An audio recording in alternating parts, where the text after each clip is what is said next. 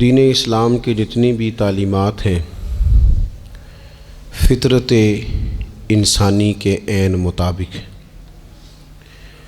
اللہ تعالیٰ نے جس طرح کا انسان کو بنایا ہے اور جن چیزوں کی اسے ضرورت ہے انہی چیزوں کی تعلیمات کا نام دین اسلام ہے۔ جب ہم دین سے ہٹ کر کوئی کام کرتے ہیں تو اس کا معنی یہ ہوتا ہے کہ ہماری جو ذاتی اپنی فطرت ہے، جو ہمارے جبلی تقاضے ہیں، فطری تقاضے ہیں، ہم ان تقاضوں کی مخالفت کرتے ہیں۔ دین بالکل انسان کی فطرت کے مطابق اسے احکامات دیتا ہے۔ ہماری دینی تعلیمات کا جو بنیادی نقطہ ہے کتاب و سنت میں وہ یہ ہے کہ ہم امت وسط ہیں، ہم درمیانی امت ہیں، افراط و تفریط سے پاک، شدت سے، غلو سے، تنگ نظری سے، ان چیزوں سے پاک، درمیانی اور معتدل امت وسط۔ افراط و تفریط سے پاک ہونا یہ اس امت کی خوبصورتی ہے۔ نہ اس طرف زیادہ جھکا جائے نہ اس طرف زیادہ جھکا جائے، بلکہ دین کا حسن یہ ہے کہ انسان معتدل زندگی گزارے۔ قرآن مجید میں اللہ کریم نے فرمایا وَلَا تَعْتَدُوا، حد سے نہ بڑھو، ان اللہ لا يحب المعتدین، اللہ حد سے بڑھنے والوں کو پسند نہیں کرتا، محبوب نہیں رکھتا۔ اللہ تبارک و تعالی ان لوگوں کو پسند نہیں فرماتا جو اعتدال کا رستہ چھوڑ جاتے ہیں۔ بعض لوگوں کی یہ طبیعت ہوتی ہے کہ وہ اپنی مزاج کے لحاظ سے ہی کبھی اس پلڑے میں جھک جاتے ہیں، کبھی اس پلڑے میں جھک جاتے ہیں۔ کسی سے دوستی ہوئی تو پھر اس قدر زیادہ ہوئی کہ غلو کا شکار ہو گئے، جان بھی حاضر، مال بھی حاضر، سارا کچھ ہی تو ہے، گھر کی باتیں بھی بتا لی، باہر کی بھی بتا لی، کاروبار کی بھی بتا لی، سب اسی کے نام کر دیا۔ لیکن جب اس شخص کے ساتھ اختلاف ہوا تو پھر دوست تو دور کی بات، اسے انسان ماننے سے بھی معاذ اللہ انکاری ہو گئے۔ تو یہ شدت ہے، یہ تناؤ ہے مزاج کا، اس سے انسان کا اخلاقی حسن ضائع ہوتا ہے، اس سے جو انسان کی انسانی خوبصورتی ہے وہ چلی جاتی ہے۔ وہ کسی نے کہا تھا کہ تعلقات جب حد سے گزر جائیں تو غم ملتے ہیں، اس لیے ہم ہر شخص سے کم ملتے ہیں۔ ہم کوشش کرتے ہیں کہ معتدل رہیں، زیادہ آگے بڑھنا ہی نہ پڑے۔ نبی پاک صلی اللہ تعالیٰ علیہ وآلہ وسلم نے ہمیں معتدل دین دیا ہے، اعتدال والا، درمیانہ، اور فرمایا بہترین رستہ درمیانہ رستہ ہے۔ اور نبی پاک علیہ الصلوۃ والسلام نے فرمایا جو درمیانی چال چلتا ہے وہ کبھی تنگ نہیں ہوتا، جو اعتدال کا رستہ اختیار کرتا ہے تکلیف میں نہیں آتا۔ معتدل چلنے والے لوگ جو ہوتے ہیں ان کا بیلنس ہمیشہ ٹھیک رہتا ہے، ان بیلنس نہیں ہوتے۔ تو معتدل زندگی گزاریں، اعتدال پسند بنیں، چیزوں میں شدت نہ لائیں۔ نبی پاک علیہ الصلوۃ والسلام نے فرمایا دین میں بھی غلو نہ کرو، فرمایا تم سے پہلے لوگ غلو کی وجہ سے ہلاک ہو گئے۔ کچھ لوگ غلو کرتے ہیں، چھوڑ دیا جی میں نے سارا کچھ، میرا کوئی تعلق نہیں جی، میں نے نہیں بیاہ کرانا، میرا شادی سے کیا لینا دینا، میں نے گھر چھوڑ دیا جی، اب میں نے تسبیحاں ڈال لی ہیں گلے میں جی، میں اب بس مسجد میں ہی ہوں جی، میں فلانی جگہ۔ دین تو اس کو پسند ہی نہیں کرتا، یہ تو حقوق سے بھاگنے والی بات ہے، شریعت تو اس کو سپورٹ ہی نہیں کرتی۔ اور میں نہ جناب چھوڑ دیا جی میں کچھ نہیں کھاتا جی، بس میں تو روزہ رکھتا ہوں ہر روز، ساری رات اللہ اللہ کرتا ہوں، اس کو پسند نہیں کرتا دین اسلام۔ آپ کو معتدل رہنے کا کہا گیا ہے۔ وہ جو رہبانیت اختیار کر لی تھی یہودیوں نے، عیسائیوں نے، غاروں میں چلے گئے، نکل گئے جنگلوں میں، تو حضور نے فرمایا میرے دین میں کوئی رہبانیت نہیں ہے۔ دین تو کہتا ہے کہ آپ روٹین کے کام کریں، روٹین کے، اور روٹین کے کام ہی صحیح کر کے کریں، اسی میں آپ کو اللہ کی رضا نصیب ہو جائے گی۔ لیکن حضور نے فرمایا جو محنت کر کے روزی کمانے والا اللہ کا دوست ہے، سچا تاجر جو ہوگا اسے اللہ قیامت کے دن نبیوں کے ساتھ جگہ عطا فرمائے گا۔ تو نبی پاک علیہ الصلوۃ والسلام نے تو سپورٹ کر دی، فرمایا جو تو کام کر رہا ہے یہی کرتے کرتے تجھے اللہ کا قرب نصیب ہو جائے، اسی کو صحیح کر کے کر۔ یہ جو غلو ہے، یہ جو شدت پسندی ہے، اس سے منع کیا۔ نبی پاک علیہ الصلوۃ والسلام کے گھر میں 3 صحابہ کرام علیہم رضوان تشریف لے گئے۔ انہوں نے جا کے نبی پاک علیہ الصلوۃ والسلام کی عبادت کا حال پوچھا۔ چند صحابہ گئے تو ازواج مطہرات نے ارشاد فرمایا کہ محبوب گھر تشریف لاتے ہیں، کچھ وقت آرام کرتے ہیں، کچھ وقت ہمیں دیتے ہیں، کچھ وقت عبادت میں گزارتے ہیں۔ اب وہ تو گئے تھے جا کے یہ معلومات کریں گے اوہو کہ سرور کائنات تو ساری رات اپنے رب کو یاد کرتے ہیں۔ ہمارے ہاں بھی لوگ پیری مریدی کے سلسلے میں جب کہیں جاتے ہیں تو ان کا خیال ہوتا ہے کہ جو پیر صاحب ہوتے ہیں نا جی، نہ وہ روٹی کھائیں، نہ ان کے ہاتھ میں موبائل نظر آئے، نہ وہ ہنسیں، نہ انہوں نے اچھے کپڑے پہنے ہوئے ہوں، بالکل ایک فقیر آدمی، اور جب بھی ہم جائیں نا وہ تھوڑی، اور لوگ کرتے بھی ہیں یہ کام اللہ ماشاء اللہ، لوگوں کو دکھانے کے لیے وقتی طور پر بعض جگہوں پہ یہ سلسلہ ہوتا بھی ہے، لیکن یہ وہ نارمل زندگی نہیں جو ہمیں رسول پاک نے سکھائی ہے، یہ وہ دین نہیں کہ آپ بالکل کٹ گئے اور آپ حیرت انگیز بات کر رہے ہیں اور آپ جناب بالکل دنیا کا آپ سے کوئی تعلق ہی نہیں ہے۔ یہ تو رہبانیت ہے اور اسلام اس کو قبول نہیں کرتا۔ وہ صحابہ کرام علیہم رضوان نے نبی پاک علیہ السلام کے احوال شریفہ سنے تو وہ کہنے لگے کہ نبی پاک کے صدقے تو اللہ اگلے پچھلوں کو معاف کرے گا، حضور تو محبوب ہیں۔ یہ سن کے اب انہوں نے اپنے دل میں جو ارادہ کیا، کہنے لگے محبوب تو وراء الورا ہیں، لیکن ہم چونکہ گناہگار لوگ ہیں، عام آدمی ہیں، ہم اس طرح کریں گے کہ ہم ساری رات اللہ کی عبادت کریں گے۔ حضور تو محبوب ہے نا، چلو کچھ دیر آرام بھی کرتے ہیں، ہم ساری رات عبادت کریں۔ ایک نے کہا کہ بھائی میں تو ہر روز روزہ رکھا کروں گا نفلی۔ تیسرے نے کہا میں شادی نہیں کروں گا، میں ایسے ہی وقت گزاروں گا، تجرد کی زندگی گزاروں گا۔ رسول پاک علیہ السلام کو جب اس بات کی خبر پہنچی تو پتہ حضور نے تبصرہ کیا قربان جائیں، کیا انداز ہے گفتگو کا۔ محبوب فرمانے لگے یہ میں نے کیا سنا ہے کہ میں شادی نہیں کروں گا اور میں ہر روز روزہ رکھوں گا اور میں ساری رات ہی نفل پڑھوں گا، آرام ہی نہیں کروں گا۔ محبوب فرمانے لگے میں تم سب سے زیادہ اللہ کو جانتا ہوں اور میں تم سب سے زیادہ رب سے ڈرتا ہوں۔ حضور فرمانے لگے میں نے تو شادیاں بھی کی ہیں، میرے تو بچے بھی ہیں۔ حضور فرمانے لگے میں تو روزہ بھی رکھتا ہوں اور میں تو نفلی روزے چھوڑتا بھی ہوں۔ محبوب کریم علیہ الصلوۃ والسلام فرمانے لگے میں تو رات کو عبادت بھی کرتا ہوں اور آرام بھی کرتا ہوں۔ اللہ کے رسول صلی اللہ تعالیٰ علیہ وسلم ارشاد فرماتے فرماتے بات کہاں تک لے گئے؟ حضور فرمانے لگے اپنے یہ سارے طریقے، اپنی یہ سنت حضور بیان کر کے کہنے لگے سن لو بھائی، جس نے میری سنت سے منہ موڑا اس کا مجھ سے تعلق ہی کوئی نہیں، میرے طریقے پہ چلو۔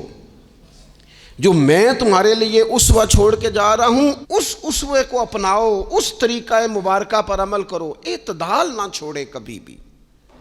غیر معتدل ہو جاتے ہیں لوگ، میں نے دیکھا ہے کہ وہ جب بندہ غیر معتدل ہو جاتا ہے تو چیزوں کا حسن ختم ہوتا ہے، اس کا وقار اٹھ جاتا ہے، اس میں تازگی نہیں رہتی، اس کے اندر وہ کیفیت نہیں رہتی۔ یہ دین کی بات ہے نا، تبلیغ ہے، یہ بھی حد سے زیادہ نہیں کرنی چاہیے۔ حضرت عبداللہ ابن مسعود رضی اللہ تعالیٰ عنہ سے لوگوں نے کہا تھا ہمارا دل کرتا ہے آپ روز واز کریں، روز تقریر کریں، ہم روز سنیں، تو آپ فرمانے لگے نہیں، ہفتے میں 3 دن بات کروں گا۔ اتنی بات کریں گے جو معتدل رہے، جو حد سے زیادہ نہ بڑھے۔ وہ ہمارے ہاں رواج ہے نا 2.5 گھنٹے کی تقریر کا، 3 گھنٹے کی تقریر کا، 4 گھنٹے کی تقریر کا۔ تو ہم سے لوگ کئی دفعہ کہتے ہیں اسی تے جے گل سمجھن لگے سا تسی ختم کر دیتی۔ تو میں نے کہا آپ شروع لیٹ ہوئے نا، ہم اللہ کے فضل سے پہلی بات سے شروع ہو گئے تھے، ہم نے وہ آدھا گھنٹہ تمہید پہ نہیں نہ لگایا۔ تجاوز نہ کریں چیزوں سے، اعتدال میں رہیں۔ دیکھیے اسلام ہمیں یہ کہتا ہے کہ تم کھانا کھاؤ، کلو وشربو، کھاؤ بھی پیو بھی، تمام جائز چیزیں کھانے کی اجازت ہے، لیکن نبی پاک علیہ السلام نے فرمایا کمر سیدھی رکھنے کے لیے کھاؤ، اور جب تمہارا بڑا جی چاہے نا پیٹ بھر کے کھانے کو تو کریم فرمانے لگے پھر بھی 3 حصے کرو کھانے کے، ایک حصے میں ہوا ہو، ایک میں پانی ہو اور ایک میں خوراک ہو۔ پھر بھی پیٹ بھر کے نہ کھاؤ، بلکہ اللہ کے رسول صلی اللہ تعالیٰ علیہ وسلم فرمانے لگے کسی نے اتنا برا برتن بھرا ہی نہیں جتنا کسی نے اپنے پیٹ کو بھرا ہے۔ سب سے برا برتن تم نے بھرا۔ زیادہ کھائیں گے خواہشات زیادہ پیدا ہوں گی، زیادہ کھائیں گے نیند زیادہ آئے گی، زیادہ کھائیں گے غفلت زیادہ طاری ہوگی۔ لیکن کچھ لوگوں کا مقصد زندگی کھانا ہے،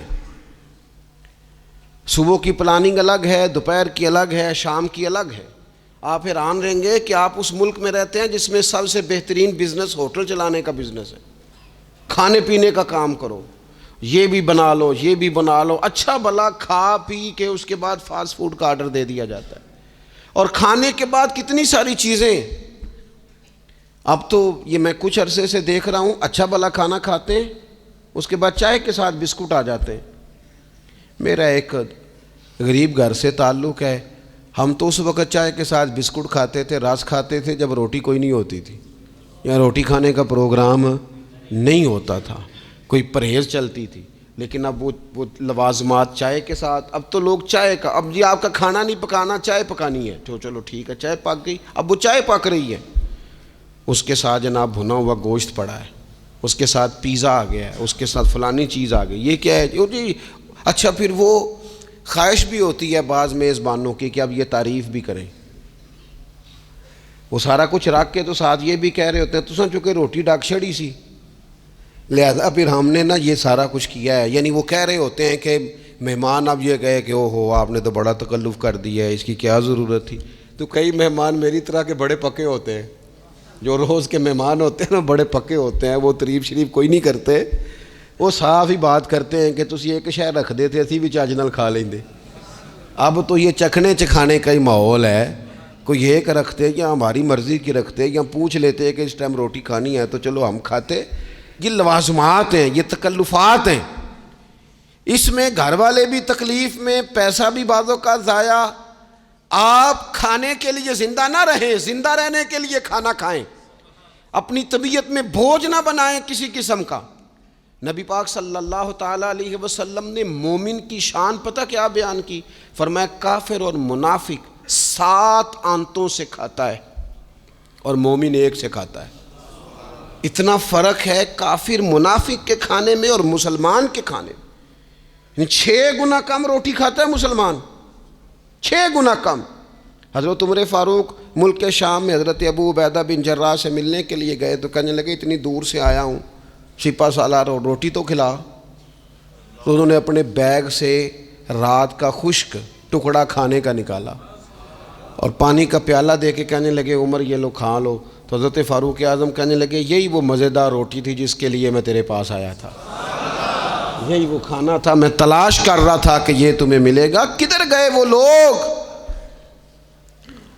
جو رات کے کھانے میں فریج بھی نہیں ہوتی تھی، رات کے کھانے میں تھوڑا پانی ڈال دیا اماں نے، اس کو 3-4 دفعہ ابال لیا، رات کی روٹیوں میں تھوڑا سا پانی اور تھوڑا سا گھی، پورا گھی نہیں، تھوڑا سا پانی اور تھوڑا سا گھی، اور ساتھ دادی نانی یہ بھی کہہ رہی ہے کہ یہ پانی سے ذرا نرم ہو جائے گی روٹی، اور پھر وہ کھانا کھایا جا رہا ہے۔ اس کے اندر نہ تو ڈاکٹر آپ کو یہ کہہ رہا ہے کہ یہ نقصان کا باعث ہے، نہ معدے پہ بوجھ بن رہا ہے، نہ اس کے لیے پھر بھائیوں کو جا کے پردیس کاٹنا پڑ رہا ہے، نہ باپ کو کئی قسم کی نوکریاں کرنی پڑ رہی ہیں، اعتدال میں گھر کے اندر ہی سارا کچھ مینج ہے۔ یہ وہ حسن ہے جو اسلام کہتا ہے تم غیر معتدل ہو گئے، تم حد سے بڑھ گئے، تم نے زندگی ساری کھانے پینے پہ لگا دی۔ اور بھائی من چاہی نعمتیں تو جنت میں ملیں گی، ہم نے تو مزے کے کھانے وہاں جا کے کھانے، وہاں ملے گا پھل اور وہاں ملے گی نعمتیں جو بار بار ملیں گی، چہرے ایک جیسے ہوں گے پر ذائقہ بڑا منفرد سے منفرد نظر آئے گا۔ تو وہ جو پردہ غیب میں چیزیں تھیں وہ ساری چیزیں لوگ کہتے ہیں ہاں جی ہم ساری غیر معتدل نہ بنے، تھوڑی سادگی لائیں، تھوڑا درمیانہ راہ، اسلام اس کو پسند کرتا ہے۔ نبی پاک علیہ السلام کی بارگاہ میں ایک مہمان آیا، ابھی وہ مسلمان نہیں تھا، تو محبوب نے فرمایا ایک بکری کا دودھ دھوکے سے پلا دو۔ ایک بکری کا دودھ دھویا گیا، پلایا گیا، پھر دوسری کا دودھ دھویا گیا، پلایا گیا، پھر تیسری کا، وہ 7 بکریوں کا دودھ پی گیا۔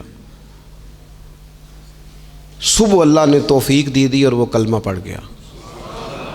اب نبی پاک علیہ السلام نے فرمایا اسے بکری کا دودھ دھو کے پلاؤ. ایک بکری کا دودھ پیا, دوسری کا پی نہ سکا, رات 7 کا پی گیا تھا. تو میرے کریم فرمانے لگے یہ مومن اور کافر کا فرق ہے. جب تک یہ حالت کفر میں تھا 7 بکریوں کا دودھ پی گیا, اب یہ مومن ہوا ہے تو اللہ تبارک و تعالیٰ نے ایک دودھ کے ساتھ ہی اسے سیر فرما دیا ہے. اس کی تشنگی اور بھوک اللہ نے مٹا دی کھانے پینے کے لیے. اور اس کا ذہن بھی نہ بنائیں. میں جانتا ہوں جن گھروں میں بچے اس مزاج کے ہو جاتے ہیں, اس طبیعت کے ہو جاتے ہیں کہ آج یہ کھانا ہے, کل وہ کھانا ہے, پرسوں وہ کھانا ہے, وہ پھر کھانے پینے میں سارا وقت گزرتا ہے. پھر وہاں دیکھا ہے کہ اماں بیچاری باورچی خانے میں ہی رہتی ہے. پھر وہاں صرف ایک ہی سلسلہ ہے کہ کھاؤ, کتنا کو کھا سکتے ہو. تو معتدل رہیں. تیسری بات یہ کہ رزق کمانے کے مسئلے میں بھی معتدل رہیں. کاروبار کریں, محنت کریں, منصوبہ بندی کریں, کوشش کریں, لیکن پیسے کمانے کے مسئلے میں ڈپریشن کا شکار نہ ہو. یعنی اس کو نہ جینے مرنے کا مسئلہ نہ بنائیں کہ اگر ایک مہینہ کاروبار صحیح چمکا ہے تو صحت بھی ٹھیک رہی ہے, اور اگلے مہینے اگر تھوڑے حالات خراب ہوئے ہیں تو بلڈ پریشر بھی کافی اوپر نیچے ہو گیا ہے. اس کو نفسیاتی مسئلہ نہ بنائیں.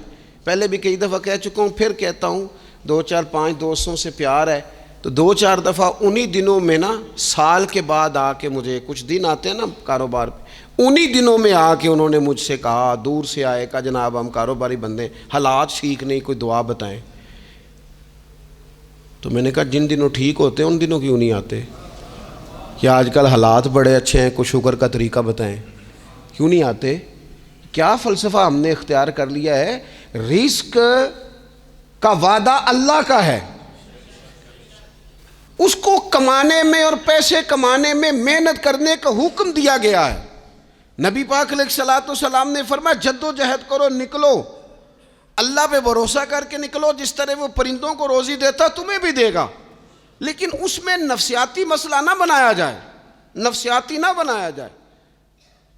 حضور علیہ الصلوۃ والسلام نے نا ایک جملے کے اندر اس مضمون کو اتنے حسین انداز میں سمیٹا ہے نا کہ مسلمان, یہ ابن ماجہ میں موجود ہے, مسلمان اگر ان 2 جملوں کو کبھی سمجھ جائے نا تو سکون آ جائے زندگی میں, اطمینان نصیب ہو جائے, تیقن کی دولت ملے. حضور فرمانے لگے رزق کمانے کے معاملے میں معتدل رہنا. کوئی بندہ اتنی دیر تک مرے گا نہیں جب تک اس کے حصے کا رزق اسے مل نہ جائے. اتنی دیر تک بندہ دنیا سے نہیں جائے گا تیرا حصہ تیرے تک پہنچے گا. کبھی بھی بے آبرو ہو کے رزق کمانے کے چکر میں نہ پڑے. کبھی بھی ذہن پہ سوار نہ کر لیں کہ میرا کام نہیں چل رہا. کبھی بھی اس طرح کی طبیعت نہ بنائیں. میں تھوڑی دیر پہلے عرض کر رہا تھا کہ ایک بزرگ نے نا 2 کنجوس لوگوں کو پہلے بلایا, کنجوس آدمی تھے اللہ ماشاء اللہ. تو ان کے سامنے کھانا رکھا, کھانا بڑا بہترین اعلیٰ کوالٹی کا, لیکن ان سے کہا کہ جناب ہم نے نا ایک سبق لینا ہے آپ سے, تو کھانا تو آپ کو ملے گا اور آپ کی مرضی کا پکایا ہے, پر کھانے کا طریقہ ہمارا ہے. انہوں نے کیا کیا, یہاں سے رکھ کے نا ان کے ہاتھ باندھ دیے. وہ پرانے زمانے میں جو جراح ہوتے تھے بازو ٹوٹ جاتا تھا تو باندھ دیتے نا لکڑیاں رکھ کے, تو لکڑیاں رکھ کے نا ہاتھ باندھ دیے تاکہ یہ جوڑ موڑ نہ سکے. تو یہاں سے ہاتھ باندھ دیے کہ روٹی کھاؤ. کنجوس بندے تھے. اب انہوں نے لقمہ اٹھایا, ہاتھ بندھا ہوا, یہاں سے لے جا کے جب منہ میں پھینکا, وہ کپڑے بھی سارے الجھ گئے, حال بھی خراب ہو گیا, پر کھایا انہوں نے مزہ لے کے پورا. وہ بڑی بری حالت ہو گئی. وہ کنجوس تھے دونوں کو دسترخوان پہ روٹی کھائی جا رہی.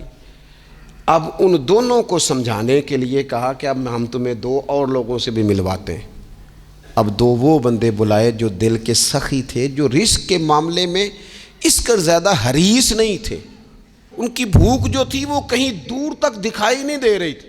انہوں نے کہا جناب ادھر آئیں. آپ دونوں بھی, ان کے بھی ہاتھ باندھ دیے گئے. کہا آپ نے روٹی کھانی ہے, آپ نفیس لوگ ہیں, ناراض نہ ہوئیے گا, سخی بندے ہیں, پر کھانا آپ نے کھانا ہے, پر ہماری مجبوری ہے, ہم نے آپ کے ہاتھ باندھ کے روٹی دینی ہے آپ کو. وہ 2 بندے بھی آمنے سامنے بٹھا دیے گئے, کھانا چن دیا گیا, ہاتھ یہاں سے باندھ دیے گئے, لیکن وہ سخی تھے. انہوں نے کہا جناب کوئی مسئلہ نہیں، اللہ تعالیٰ توفیق دے گا۔ انہوں نے کیا کیا، وہ لقمہ لگاتے اور ایک دوسرے کے منہ میں ڈالنا شروع کر دیتے، کھانا بھی کھا لیا، کپڑے بھی بچ گئے، نفاست بھی قائم رہ گئی، اور کسی قسم کی کوئی پریشانی آئی، کام خاصا مشکل ہے کسی کے منہ میں لقمہ دینا، یہ کام بڑا مشکل ہے، یعنی کھانا آ جائے، پک جائے، پاس پہنچ جائے، اور پھر اسے توڑ کے بنا کے اتنی محنت کر کے دے کسی کے منہ میں دینا، لیکن یہ دے کے دیکھو کپڑے بچ جائیں گے انشاءاللہ، نفاست نظر آئے گی، حسن نظر آئے گا، خوبصورتی نظر آئے گی، اس میں لطافت محسوس ہوگی، اس میں لگے گا کہ یہ بندہ ایسا ہے جسے اللہ تعالیٰ نے اپنے فضل سے عطا فرمایا ہے۔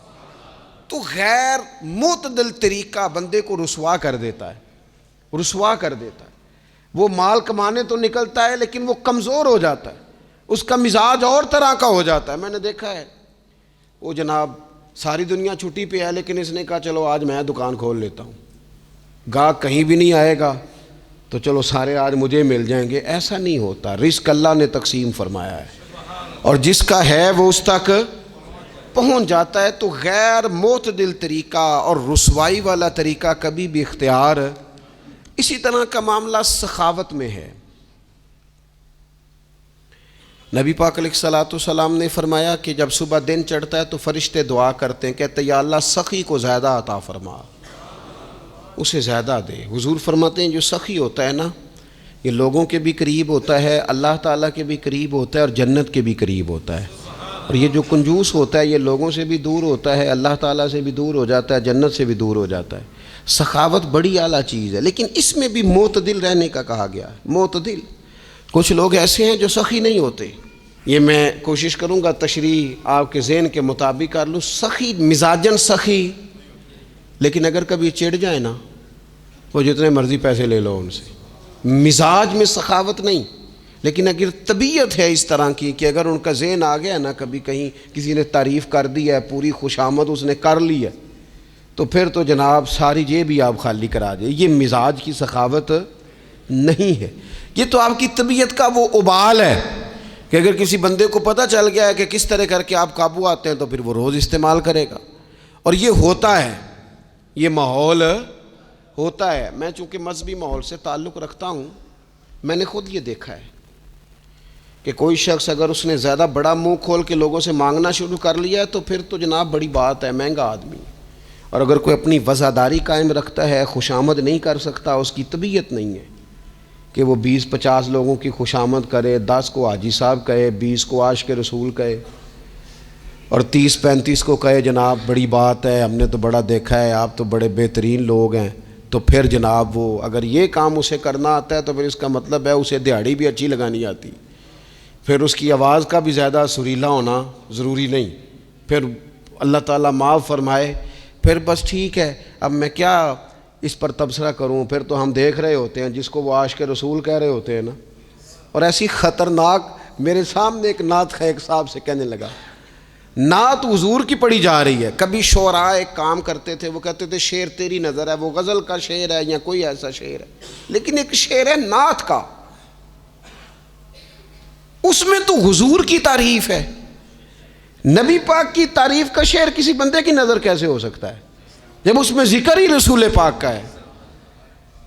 تو وہ نعت خان صاحب کہنے لگے، بندہ سامنے بیٹھا ہے، تھوڑا بہت میں بھی اسے جانتا ہی تھا، تو اسے کہنے لگے حاجی صاحب یہ شعر تہاڈی نظر ہے، میں انہوں آکھیا تو مہربانی کر ایدی نظر کوئی اور شے کر لیا، یہ تو نعت ہے حضور کی، یہ نبی پاک کے لیے ہی رہنے دے، اس کی نظر تو نے کر دی ہے۔ تو نالے میں کیا ہے حاجی جنی دیر تک پیچھے بیٹھا سی انہیں دیر تو نظر کیتی نہیں، ان دتھیاں لے کے سامنے آئے تھے تو نظر نیاز شروع کر لی۔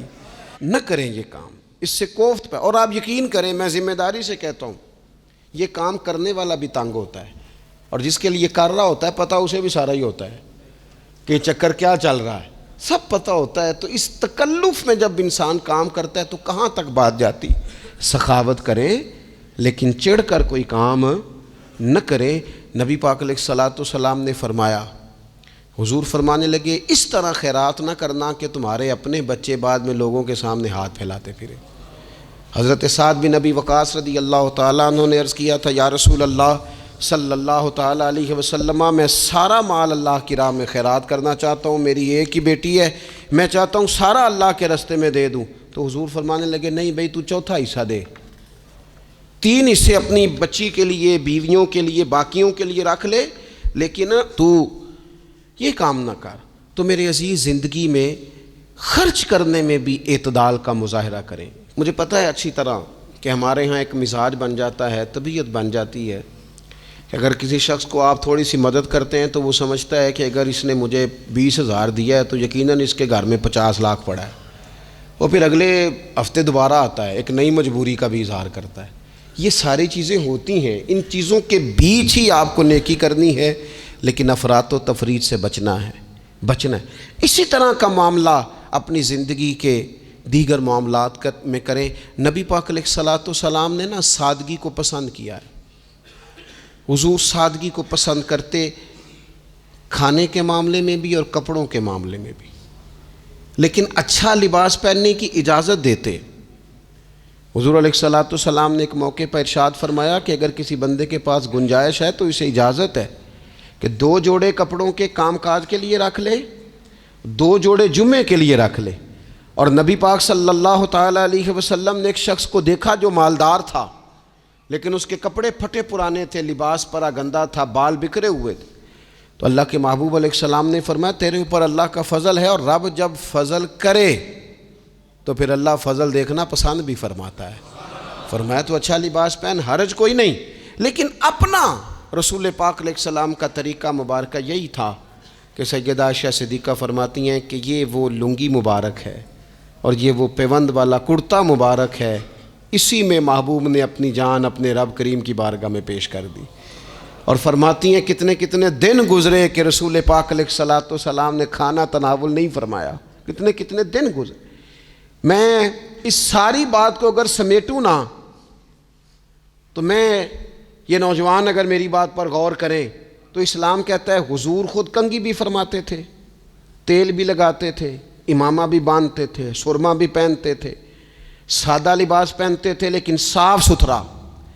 اسلام آرائش کی اجازت دیتا ہے، زینت کی اجازت دیتا ہے۔ آپ کنگھا کریں، تیل لگائیں، خوشبو لگائیں، سرما لگائیں، صاف لباس پہنیں، کپڑے دھلے ہوئے پہنیں۔ حضور نے حکماً کہا، تاکیداً کہا کہ جمعے والے دن نہا کے مسجد میں آیا کرو۔ اسلام آرائش کی اجازت دیتا ہے، بس نمائش سے منع کرتا ہے۔ دکھاوا نہ کرو، نمائش نہ کرو۔ یہ نہ کہو کہ میں نے اتنے لاکھ کا پہننا ہے، ذرا لاکھ پتہ جائے لوگوں کو۔ یہ نہ مزاج بناؤ کہ اوہو یہ تو میں نے جناب پچھلے ہفتے بھی پہنا تھا، یہ تو میں نے منگنی والے دن بھی پہنا تھا، نکاح والے۔ یہ نمائش ہے، نمائش سے اسلام منع کرتا ہے۔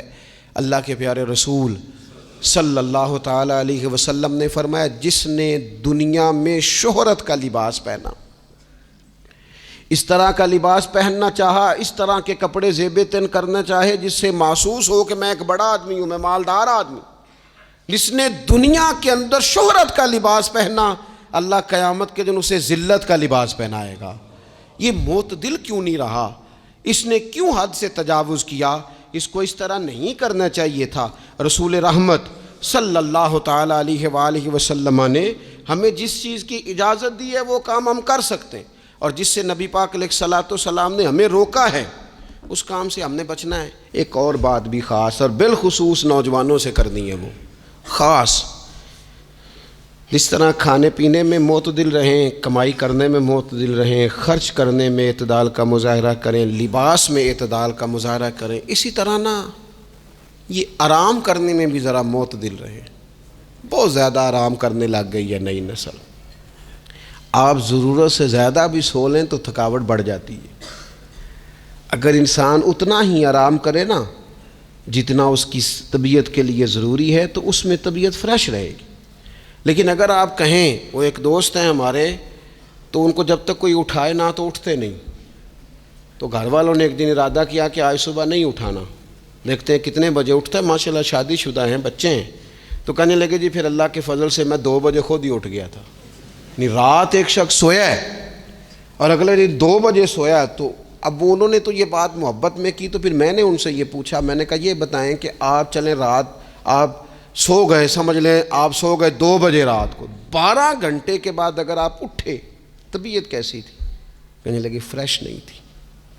میں نے کہا فریش تبھی ہوتی ہے اگر آپ فجر میں اٹھ کے وضو کر کے نماز پڑھتے، فریش یہ تبھی ہوتی ہے اگر آپ سحری آپ اپنی روٹین کے مطابق اٹھتے اور اپنی ڈیوٹی پہ جاتے، واپس آتے اور تھک کے سوتے۔ بہت زیادہ آرام پسندی، اور جب سے یہ ساتھ موبائل اٹیچ ہوا ہے، ایک کونا مل جائے، ایک تکیہ مل جائے، اور موبائل کی بیٹری موجود ہو اور سروسز اس کی ساری ٹھیک ہوں، پھر ہمیں آواز کوئی نہ دے۔ اس سے کیا ہوتا ہے؟ وجود بالکل سست ہو جاتا ہے۔ آپ کو اللہ تعالیٰ نے جو قدرتی صلاحیتیں دی ہیں، آپ جو کچھ کر سکتے ہیں اپنے گھر کے لیے، وطن کے لیے، ماں باپ، وہ آپ نہیں کر پائیں گے۔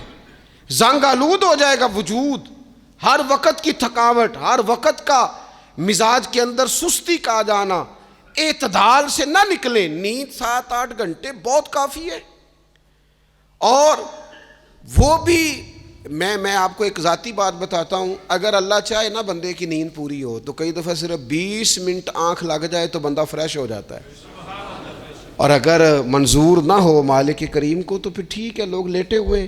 اللہ کے پیارے رسول صلی اللہ تعالیٰ علیہ وسلم نا بہت زیادہ آرام طلبی کو پسند نہیں کرتے، مسلسل جد و جہد۔ گھر آئے، کچھ دیر آرام کیا، نماز شروع کر لی، حضور تہجد میں اٹھ گئے، پھر حضور فجر میں اٹھ گئے، دوپہر میں تھوڑا سا آرام فرماتے تاکہ رات کو بیدار رہنا آسان ہو، لیکن بہت آرام پسندی۔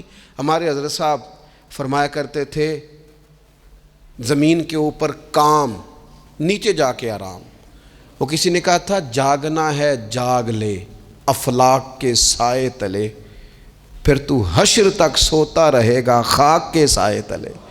سونا ہی ہے نا، مرنے سے لے کر قیامت تک سونا ہے نا، تو اب تو جاگنے کا وقت ہے۔ نبی پاک صلی اللہ تعالیٰ علیہ وسلم نے حضرت معاذ ابن جبل رضی اللہ تعالیٰ عنہ کو یمن کا گورنر بنا کے بھیجا تو نصیحت فرمائی تھی۔ حضور علیہ الصلوۃ والسلام نے فرمایا تھا تمہیں گورنر بنا کے بھیج رہا ہوں، عیش کوشی سے بچنا۔ حضور فرمانے لگے اللہ کے بندے آرام طلب نہیں ہوتے، رب کے بندے تو محنت کرنے والے ہوتے ہیں، جد و جہد۔ وہاں جا کے عیش کوشی سے بچنا، یہ مسند امام احمد بن حنبل میں موجود ہے۔ یہ جو آرام ہے نا، ہمیں بلائے کوئی نہ، آواز کوئی نہ دے، مرضی سے اب تو چھٹی ہے جی، اب تو میں نے سویرے اٹھنا ہی نہیں۔ او بھائی ڈھیر سارے کام ہیں جو چھٹی والے دن کرنے کے، ڈھیر ساری ذمہ داریاں ہیں جو چھٹی والے دن پوری کرنے کی۔ اپنی زندگی سے، اپنے وجود سے کچھ نفع لیں، ایسا نہ ہو کہ یہ بیکار ہو جائے۔ لیکن اگر زندگی صرف اور صرف کھانے پینے میں، لباس پہننے میں اور باتیں کرنے میں لگ جائے تو پھر تو آپ بیکار ہو جائیں گے۔ پھر تو محسوس ہوگا کہ جیسے انسان نہ خوابوں کی دنیا میں زندہ ہے، باتوں کے ساتھ اپنے دل کو مطمئن کرتا ہے۔ اس نے اچھا لباس پہن لیا ہے، بس آئینے میں اپنے آپ کو دیکھ کے خوش ہوتا رہتا ہے، طرح طرح کے کھانے منگاتا رہتا ہے، بس زبان کے ذائقے پورا کرتا رہتا ہے۔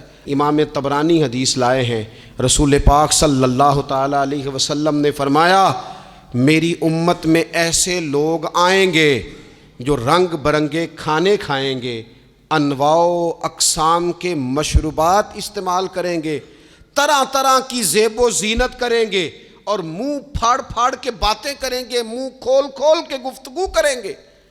حضور نے پتہ کیا فرمایا؟ فرمایا یہ میری امت کے بدترین لوگ ہیں، یہ بدترین لوگ ہیں جن کا مقصود ہی صرف لباس پہننا ہے، مقصود ہی صرف کھانے کھانا ہے، مقصود ہی منہ کھول کھول کے باتیں کرنی ہے۔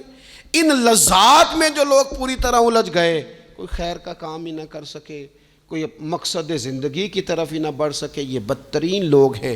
عزیز دوستو، ان 3 چیزوں میں ڈھیر سارے لوگ، اللہ تعالیٰ معاف کرے اللہ ماشاء اللہ، اللہ سب کو محفوظ رکھے، اپنی زندگی کو ضائع کرتے دکھائی دیتے ہیں۔ یا تو کھانے پینے کا شوق ہے، یا لباس کی زیب و زینت کی طرف توجہ ہے، یا بس نشستن گفتن برخاستن بیٹھے ہیں اور باتیں کی ہیں اور اٹھے اور اتنی باتیں کی ہیں، اتنی باتیں کی ہیں، اس میں بھی کوئی اعتدال نہیں۔ بہت زیادہ بولنے سے وقار چلا جاتا ہے، بہت زیادہ باتیں کرنے سے باتوں کا حسن ضائع ہوتا ہے، بہت زیادہ بولنے والے کے جملے قیمتی نہیں رہتے، بہت زیادہ باتیں کرنے والا آدمی بے وزن اور بے وقت ہونے لگتا ہے۔ بغیر مانگے مشورہ دینے والے لوگوں کے مشوروں کو لوگ ردی کی ٹوکری جاننے لگتے ہیں۔